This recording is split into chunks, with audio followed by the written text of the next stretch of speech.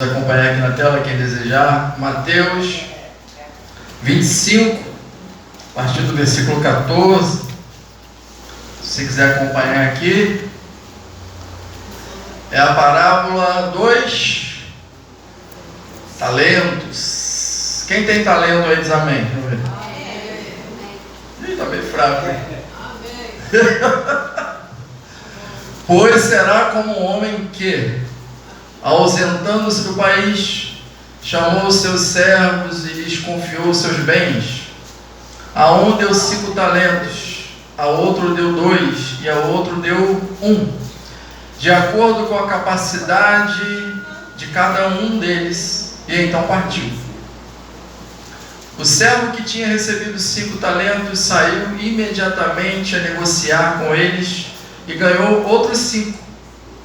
Do mesmo modo, o que tinha recebido 2 talentos ganhou outros 2. Mas o servo que tinha recebido 1 talento, saindo, fez um buraco na terra e escondeu o dinheiro do seu senhor. Depois de muito tempo, o senhor daqueles servos voltou e fez um ajuste de contas com eles.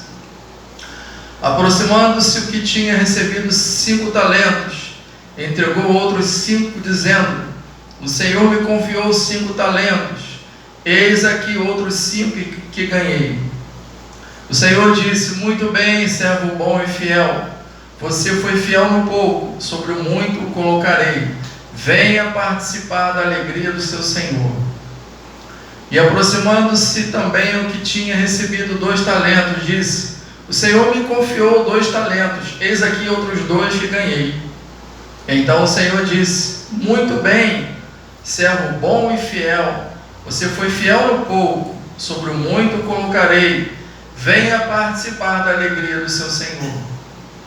Chegando por fim o que tinha recebido 1 talento, disse: sabendo que o Senhor é um homem severo, que colhe onde não plantou e ajunta onde não espalhou, fiquei com medo e escondi o seu talento na terra. Aqui está o que é seu. Mas o Senhor respondeu: servo mau e preguiçoso. Tem algumas versões que está escrito negligente. Tem alguma versão aí? Quem tem uma versão que está escrito servo mau e negligente? Tem alguém aí? É porque negligente é uma palavra bonita para o preguiçoso. Servo mau e preguiçoso, você sabia que eu colho onde não plantei e ajunto onde não espalhei? Então você devia ter entregado o meu dinheiro aos banqueiros, e eu, ao voltar, receberia com juros o que é meu. Portanto, tirem dele o talento e deem ao que tem 10, porque a todo o que tem mais será dado, e terá em abundância, mas ao que não tem, até o que tem lhe será tirado. Quanto ao servo inútil, lancem-no para fora nas trevas, ali haverá choro e ranger de dentes. Olha o desfecho: choro e ranger de dentes. Obrigado, Senhor, pela leitura da Tua Santa Palavra. Fala conosco nessa noite, ó Pai, nos ajuda, ó Pai, a administrar aquilo que o Senhor tem nos dado, ó Pai, para a honra e glória do Teu nome. E quando o Senhor voltar, que o Senhor possa nos encontrar preparados, prontos para partir com o Senhor, em nome de Jesus, amém. Louvado seja o nome do Senhor. A parábola dos talentos. Essa parábola, ela é bem difícil de interpretar.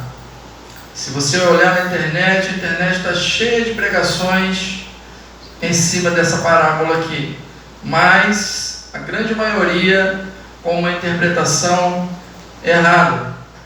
Muitos, eu até coloquei, fiz uma pergunta no grupo, mas eu já desanimei, já estou desistindo de fazer, porque 3, 4 no máximo responde. Eu queria que todos participassem, já que o pessoal não está achando importante, então eu vou desistir. Mas eu coloquei no grupo essa pergunta: o que você acha da parábola dos talentos? O que é talento para você? Muitos interpretam o talento como o talento que nós entendemos hoje, ou seja, uma habilidade que nós temos, um dom, uma habilidade especial que nós temos, uma habilidade humana. E não é isso que a Bíblia diz nesse sentido aqui. Uma habilidade humana, por exemplo, seria o quê? Por exemplo, o Mauro tem um talento como nós conhecemos hoje, né? Uma habilidade humana, uma habilidade especial de consertar carro. Então o carro entra lá, estou fazendo propaganda, irmão. O carro entra lá quebrado e sai de lá um avião.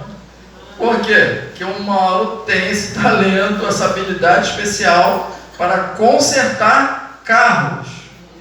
Amém? Por exemplo, Thalia e Tisa tem o talento de tocar instrumento. A Thalia, o talento de tocar guitarra, e a Tisa tem o talento de tocar teclado.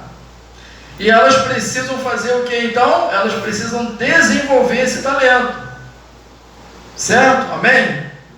Porque se você, Thalia, e você, Tisa, não desenvolverem esse talento, vocês estão automaticamente fazendo o que com ele?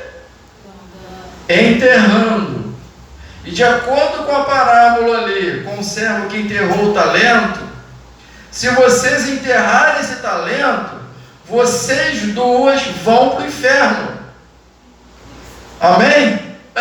Se for de acordo com o que está na Bíblia lá, o servo enterrou o talento. Então, se o talento que nós estamos falando é uma habilidade de tocar um instrumento, então nós vamos dizer que um membro da igreja que deixou de tocar a guitarra vai para o inferno porque não tocou a guitarra. É uma coisa ridícula, é ou não é? Tisa, você está enterrando esse talento? Quantas vezes vocês viram a Tisa tocando teclado aqui? Então está enterrando bem fundo, né? Você está enterrando talento? Tu vai direto para o inferno, você está aqui, enterrando seu talento.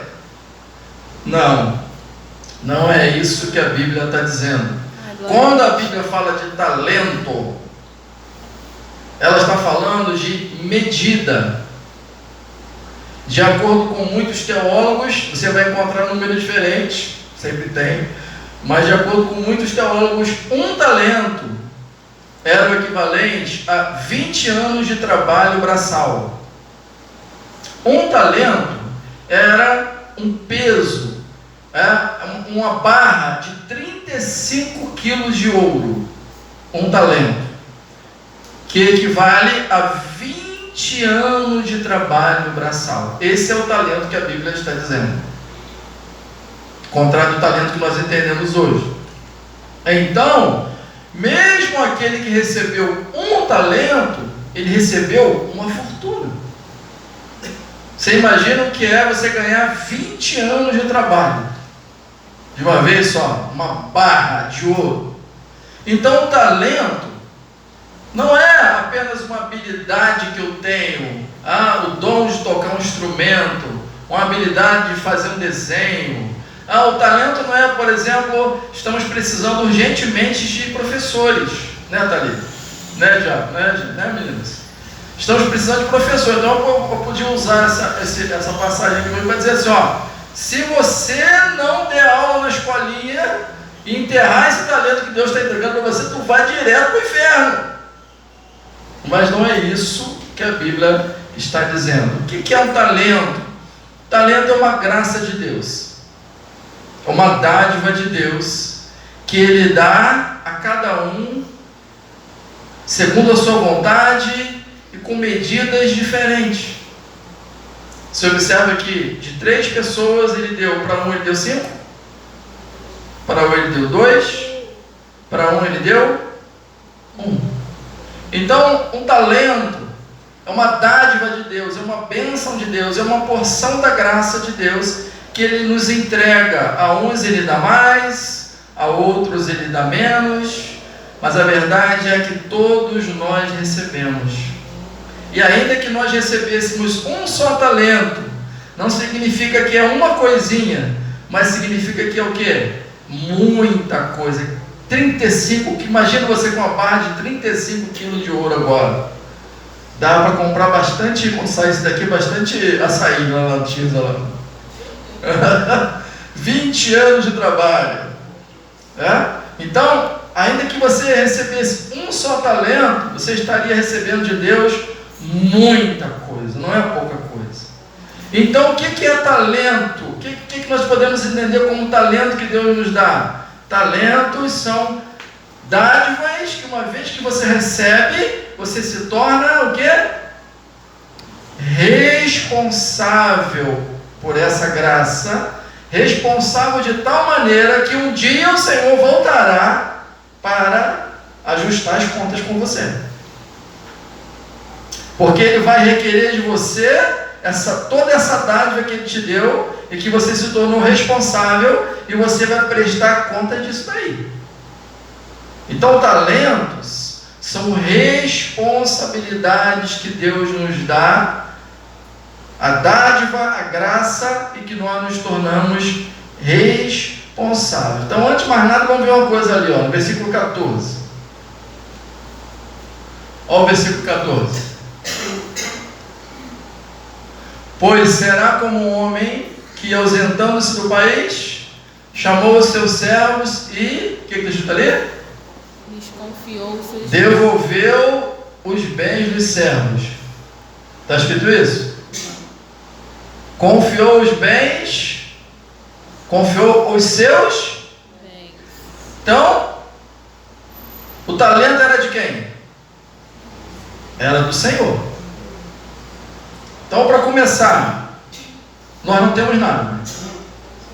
Nós não temos absolutamente nada. Não há mérito nenhum em nossa vida. Tudo é de Deus. Amém?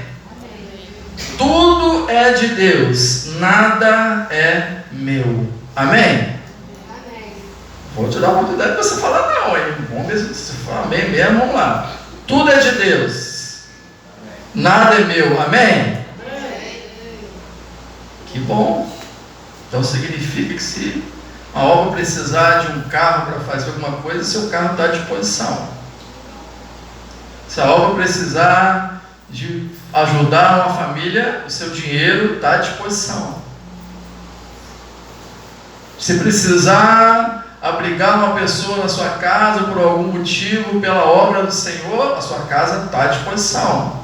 Porque você está dizendo que tudo é de Deus. Não é só palavras. É para ser realmente uma realidade. Nós somos o quê? Mordomos. O dinheiro que você tem, a casa que você tem, o carro que você tem, os bens que você tem, as barras de ouro que você tem lá escondida lá no quintal lá, tudo isso é de Deus. Mas Deus, o seu Zé está rindo, seu Deus deve ter uma barra escondida lá. Mas tudo é de Deus. O servo de Deus precisa entender isso. Tudo é do Senhor e nada é meu. Portanto, tudo que está debaixo da sua responsabilidade, tudo que, entre aspas, é seu, é sua responsabilidade. Cuidar, administrar para a glória de Deus. É interessante que às vezes a pessoa pensa assim: não, recebi o meu pagamento, o meu dever é entregar 10% na casa de Deus. Amém, 10% é para entregar na igreja.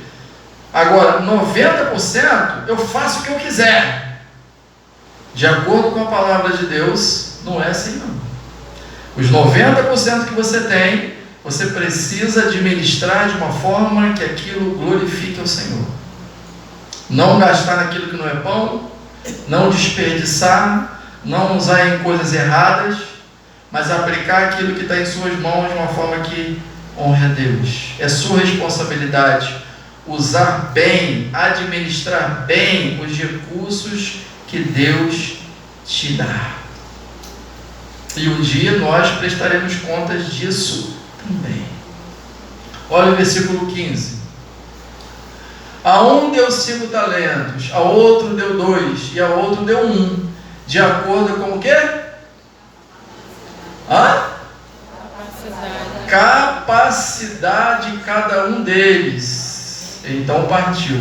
Então significa que Deus derrama porções da sua graça.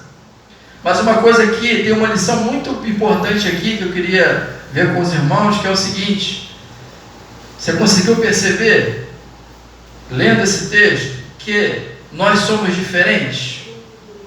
Conseguiu perceber isso? Que nós não somos iguais?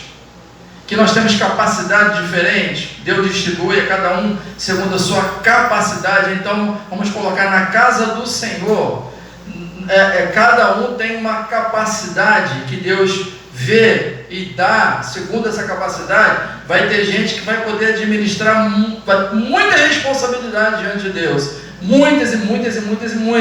Vão ter outras que vão ter responsabilidades, mas nem tantas assim. Está dando para entender? Então o ensinamento aqui é o seguinte: nós não somos iguais, nós somos diferentes, nós temos capacidades diferentes. Então por que eu estou querendo falar isso aqui? Não exija de outra pessoa que ela seja igual a você. Você vai atormentar essa pessoa, você vai acabar com o seu relacionamento com essa pessoa, porque ela não é igual a você. Quem já ouviu essa frase assim? Não, primeiro eu faço, porque se eu mostrar que eu fiz, então eu vou ter que fazer também. Alguém já ouviu isso? Está errado. Talvez você consiga correr 5 km. Quem consegue correr 5 km aí? Tem alguém aí? Luciano consegue, Luciano? Rapidinho, tranquilo, com o pé nas costas, né? Seu Zé, talvez você consiga correr 5 km, mas o seu irmão mal consegue caminhar. Ele é diferente. Nós somos diferentes. Talvez você consiga fazer um belo desenho. Eu nem escrever direito eu consigo. Quanto mais eu escrevo, a minha letra fica cada vez pior. E está ruim de entender a minha própria letra. Eu falei com os irmãos que eu estou escrevendo em mistério. Eu escrevo a mensagem que eu fico olhando e falo: o que está escrito aqui? Mas quando eu vou olhar no caderno de presença ali, eu chego a chorar. Porque as meninas escrevem com uma letra, um desenho, uma coisa linda. Eu falei: meu Deus do céu, por que eu não sou assim? Para os casados, quem é casado aí? Não exija do seu cônjuge o que você espera que ele seja. Você precisa aprender a respeitar os seus limites. Se você ficar exigindo do seu cônjuge aquilo que você sonhou, aquilo que você espera, aquilo que você planejou, que afinal de contas o seu pai fazia isso, o seu irmão fazia isso, os seus tios faziam isso, todos os homens da sua família faziam isso. Agora você casou com essa abençoada, a pessoa não faz. Não faz. Você precisa aceitar. Ele veio de uma outra família, outros pensamentos, outra cultura. Se você ficar insistindo, exigindo uma coisa que está além da capacidade dele, sabe o que vai conseguir? Acabar com o seu casamento. É isso que vai conseguir. Você não vai conseguir fazer uma pessoa ir além da sua capacidade. Então nós temos que tomar muito cuidado, que até no nosso meio, a igreja, a comunhão dos irmãos, para a gente em algum momento não exigir do outro irmão aquilo que a gente consegue fazer. É a nossa capacidade, mas o irmão talvez não tenha mesmo. Então essa é uma grande lição. Nós somos diferentes. Você que é casado, você é diferente do seu cônjuge. Você está aqui na igreja, você é diferente dos seus irmãos. Nós temos capacidades, limitações diferentes. E nós precisamos aprender a conviver com isso. A aceitar as diferenças. Amém? Fala para o seu irmão aí, aprende a respeitar as diferenças aí, em nome de Jesus. É uma responsabilidade que você tem e vai prestar contas com Deus de como você trata as pessoas. É um talento que Deus te deu, é uma porção da graça que Deus te deu. E nós podemos falar aqui sobre vários talentos. Depois eu quero falar do principal, do maior talento, da joia preciosa. Você já sabe até o que é. mas eu quero falar de alguns talentos que também todos nós recebemos e vamos prestar contas ao Senhor. Primeiro, Mateus 28, versículo 18. Jesus aproximou-se falando-lhes, dizendo: toda a autoridade me foi dada no céu e na terra. Portanto, vão e façam discípulos de todas as nações, batizando-os em nome do Pai, do Filho e do Espírito Santo, ensinando-os a guardar todas as coisas que tenho ordenado a vocês, e eis que estou com vocês todos os dias até o fim dos tempos. Isso aí é para quem? Para quem é essa palavra? Fala, Karine, você que falou aí. Para todos nós. Isso aí, o Mauro está botando a mão na camisa lá, isso aí é um talento que nós recebemos de Deus. E se torna uma responsabilidade a qual nós prestaremos contas a Deus. O chamado missionário é para a igreja de Cristo. O chamado missionário não é só para o pastor, também é. Mas o chamado missionário é para toda a igreja de Cristo. Eu vou te fazer uma pergunta, você não precisa responder, porque na verdade talvez eu já saiba a resposta. Mas eu vou te perguntar, quantas pessoas durante a semana você trabalhou, orou e convidou para hoje sentar nessa cadeirinha do seu lado aí? Quantas? Saiba que você tem esse chamado. Você tem o chamado missionário. Tem gente que não está conseguindo nem vir na igreja, mas o nosso chamado é vir e trazer outras pessoas. Esse é o nosso chamado. E você vai prestar conta disso aí. E eu também. Pode ter certeza absoluta que você vai prestar conta disso aí, porque é um talento que Deus te deu. Se você enterrar isso daí, você vai prestar conta disso daí. Outra dádiva que a maioria que recebeu de Deus, pode ser que um ou outro não tenha mais, que é a família. Quem tem família aí? Ou quem mora, quem é sozinho? Tem ninguém, tem alguém aí que é sozinho? Tem ninguém, nada, família nenhuma? Quem tem família diz amém? Amém. É uma dádiva de Deus que você recebeu. E é uma responsabilidade que você vai prestar contas. Você vai prestar contas da sua família. Amém? Você que é casado aí, o seu cônjuge é uma dádiva de Deus. Não é possível, Zé. Pastor, não é possível. Aquilo lá é uma dádiva de Deus? Na época que você casou, você não chamava de aquilo, né? Quando você casou, você era o príncipe ou a princesa, né? Passando alguns anos, algumas décadas, é aquela história, né? A menina sonha com o príncipe montado no cavalo branco, casa com o príncipe montado no cavalo branco, passaram-se alguns anos, a abençoada olha para o sofá e vê aquele negócio lá deitado, lá todo esparramado, e ela percebe que o príncipe foi embora, só ficou o cavalo. Só ficou o cavalão lá em casa. Alguém te obrigou a casar? Botaram uma faca no seu pescoço, dizendo para você casar? Você casou? Você é responsável pelo seu cônjuge. Seu filho é uma dádiva de Deus, a qual você se torna responsável. Diácono, está chegando uma dádiva aí, né, Diácono? Né, gente? Que vai tornar vocês responsáveis, como já são pelo Rafael, né, Rafael? Filhos são dádiva de Deus, mas você é responsável por esses filhos. Quem tem irmão aí? Irmão é bênção de Deus, mas você é responsável por esses irmãos aí. Um dia, você vai prestar contas de como você cuidou da sua família.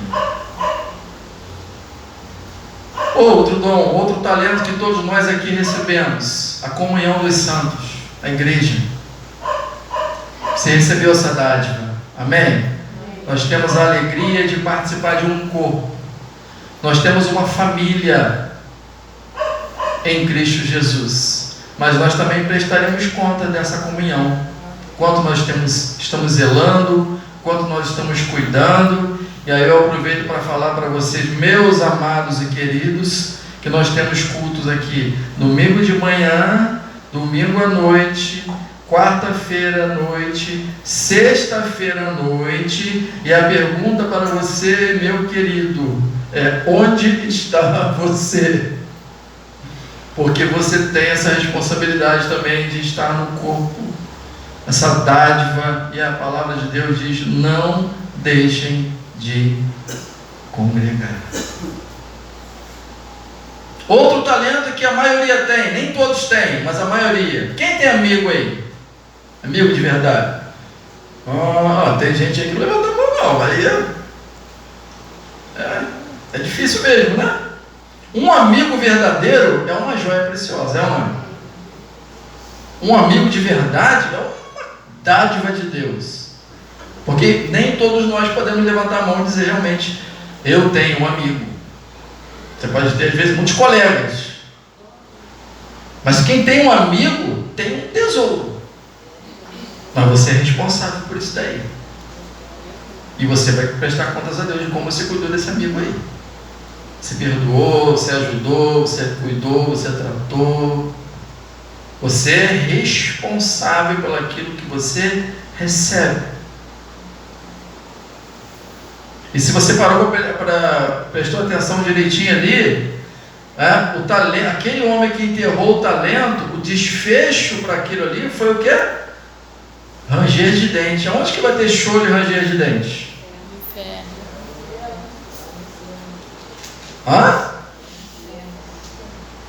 Então são talentos, vamos colocar assim, são responsabilidades. Eu poderia estar falando de outras, que algumas todos nós recebemos e outras, ou apenas alguns de nós temos. Mas eu quero falar agora do talento. Eu quero agora falar da responsabilidade. Eu quero agora falar da joia preciosa, a qual, se você não cuidar, tem um desfecho de inferno, tem um desfecho de morte, tem um desfecho de morrer eternamente, que é qual o talento? É a graça da salvação, que Jesus deu a cada um de nós, e que nós precisamos cuidar dessa graça. É uma dádiva que Deus entregou nas nossas mãos. Ele nos chamou, amém?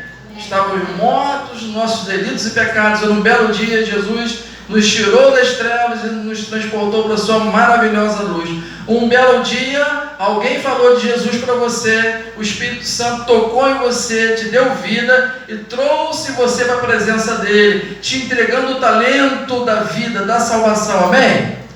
Você precisa cuidar desse talento até o dia dele voltar, que ele vai voltar e vai ver como é que está isso daí. Você precisa trabalhar a salvação. Quem está vivo aí diz amém? Amém. Quem está morto diz amém?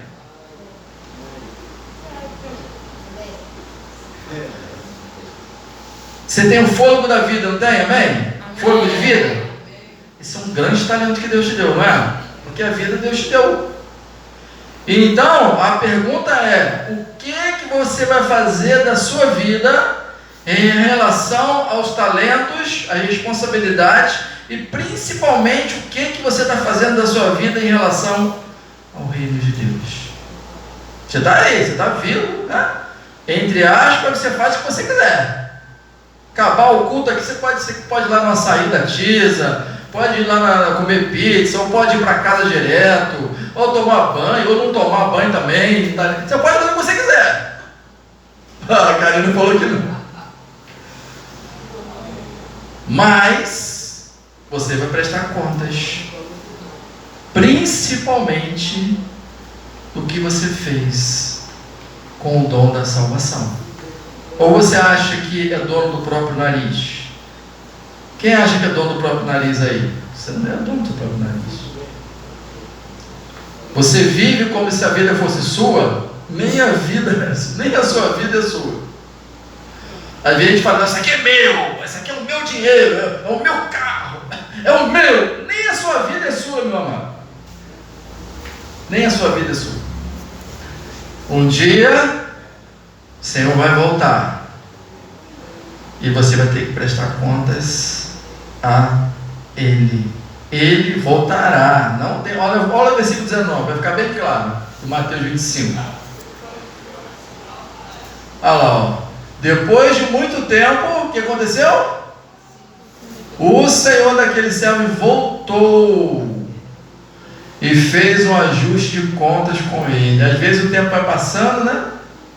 Os anos vão passando e você pensa assim, acho que não vai ter acerto de conta não, ele não vai voltar não. Vai ter um dia que você vai precisar prestar contas de tudo. Ou ele vai voltar, ou você vai embora antes. Mas o fato é que todos nós estaremos no tribunal de Deus. E nós precisamos viver a nossa vida com a responsabilidade, entendendo, como se Cristo fosse voltar a qualquer momento. E de fato ele vai. Um belo dia, nós não estaremos mais aqui, mas estaremos no tribunal de Deus para acertar as contas. Não tem como fugir disso. Por isso eu tenho que estar preparado. Assim como a parábola das 10 virgens nos ensina. 5 estavam vivendo de qualquer maneira, o óleo acabou, mas 5 estavam preparadas. 5 estavam honrando o seu chamado. 5 eram diligentes, trabalhavam ali a salvação, trabalhavam a questão de manter, de administrar o óleo na lâmpada. Mas 5 eram negligentes, ou seja, preguiçosas. Exatamente como esse homem que enterrou o talento. E ambos receberam o mesmo castigo, inferno, porque foram preguiçosos com relação à responsabilidade. O que é enterrar o talento, então? O que é enterrar o talento? 24 e 25. Chegando por fim o que tinha recebido um talento, disse: sabendo que o Senhor é um homem severo, que colhe onde não plantou e ajunta onde não espalhou, fiquei com medo e escondi o seu talento na terra. Aqui está o que é seu. Aqui o servo está dando uma desculpa aqui. Eu enterrei o seu talento, que eu fiquei com medo. Eu estou sabendo aí que o Senhor é um Senhor mau, que o Senhor colhe onde não plantou, e então eu fiquei com medo e guardei isso daí, enterrei. Mas às vezes isso é apenas uma desculpa do negligente, é apenas uma desculpa do preguiçoso, daquele que não quer administrar as responsabilidades que Deus coloca em nossas mãos. Então, porque você não quer trabalhar, porque você não quer se esforçar, porque você não quer administrar, porque você não quer suar, você enterra, achando que no acerto de contas, no tribunal de Deus, você vai conseguir dar alguma desculpa para Deus. Você observa que a desculpa desse servo não colou, porque o seu Senhor não aceitou essa desculpa. Meu irmão, é verdade, é muito mais fácil deixar de lado do que trabalhar uma questão, é ou não é? Você que é casado aí, não é mais fácil largar a mão de tudo logo uma vez? Já encheu a paciência, vai, some daqui. Não é muito mais fácil? Difícil é trabalhar esse talento. Difícil é olhar para o abençoado ou para a abençoada, e falar: eu te perdoo, Jesus, tem misericórdia, me ajuda, dá graça, meu Pai, meu Deus, aleluia. Vai lá, cuidar, abençoar, trabalhar esse talento. É mais fácil enterrar, mas você vai ter que prestar contas ao Senhor. Um dia você vai ter que prestar contas ao Senhor, porque é uma responsabilidade que Deus te dá. Sim ou não? Mateus 19. Se você não concorda com o que eu estou falando, vê se você concorda com a Bíblia então.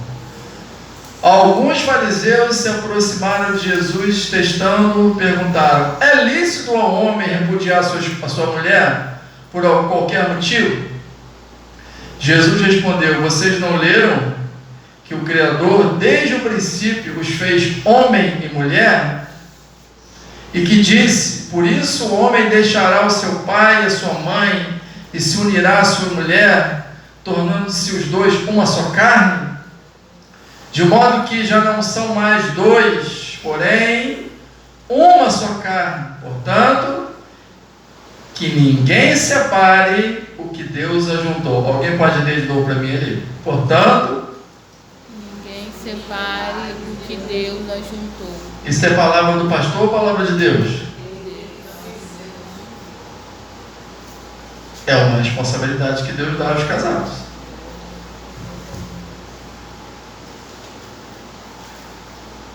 Ah, pastor, me arrependi. Você tinha um tempo de não casar. Na época você podia ter pensado bem.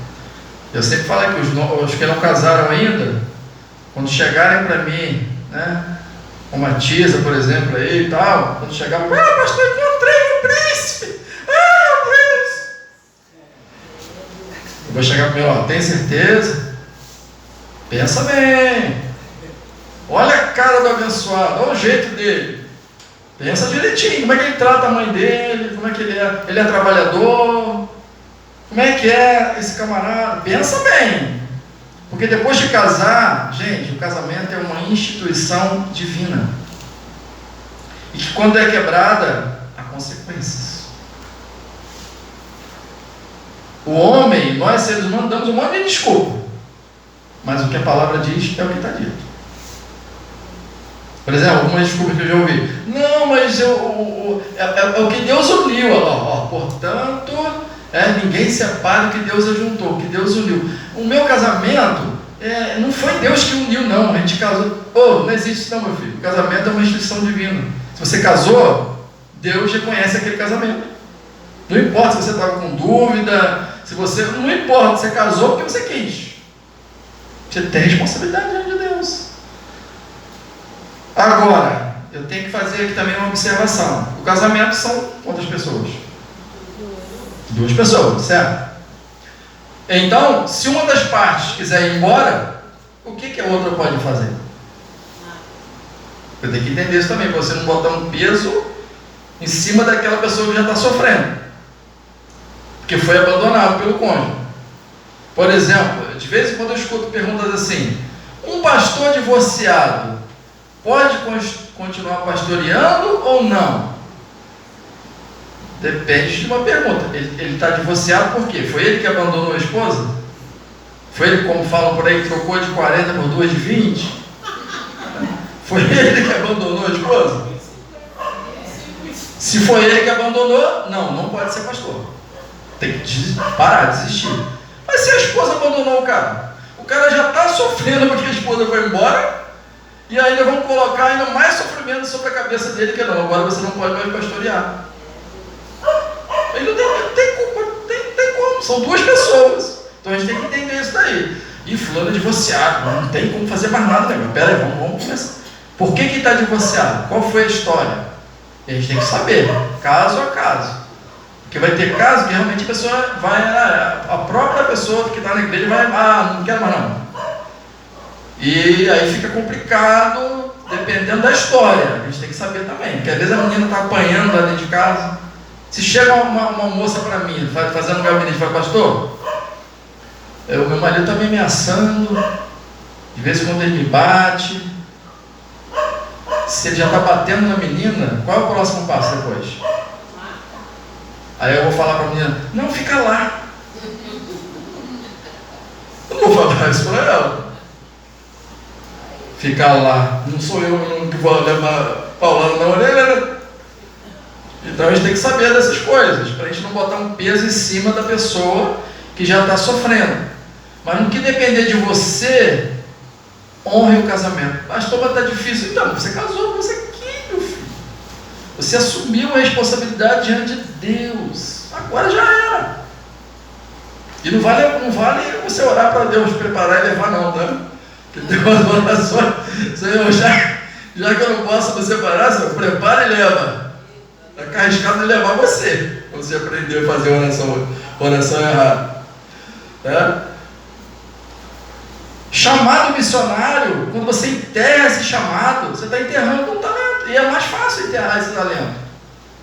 Poxa, sair na rua para falar de Jesus, você às vezes vai encontrar pessoas zombadoras que vão ficar rindo de você, rindo da sua cara. Você vai encontrar pessoas que vão te tratar mal. Às vezes a gente vai num lugar, bate no portão e a pessoa vai, sai daqui que eu não quero saber, não vai de igreja não. Você fala, o quê? Eu vou continuar trabalhando esse talento? É melhor enterrar esse negócio. É mais fácil mesmo. Porém, você vai ter que prestar conta disso daí.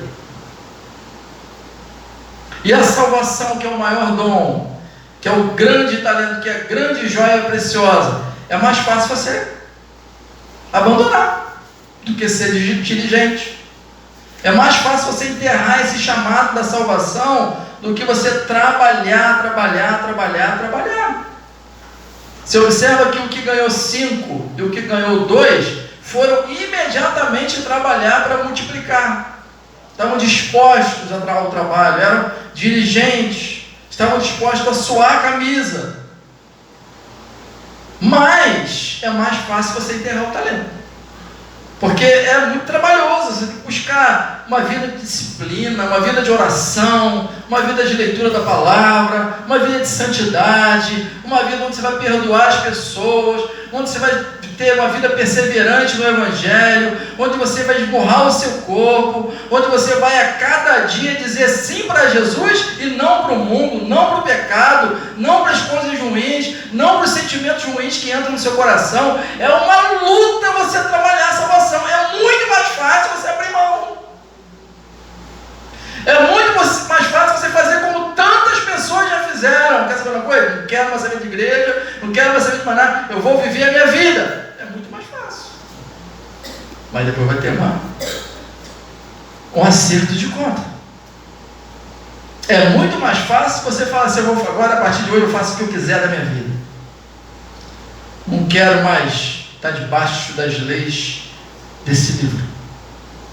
É muito mais fácil você falar assim, a partir de hoje eu vou para o mundão, eu quero é beber de todas as taças dos prazeres, eu quero é comer e beber porque amanhã morrerei, né? Aquela frase, comamos e bebamos, pois amanhã morreremos. Então quando eu te ouviu, vamos para a farra,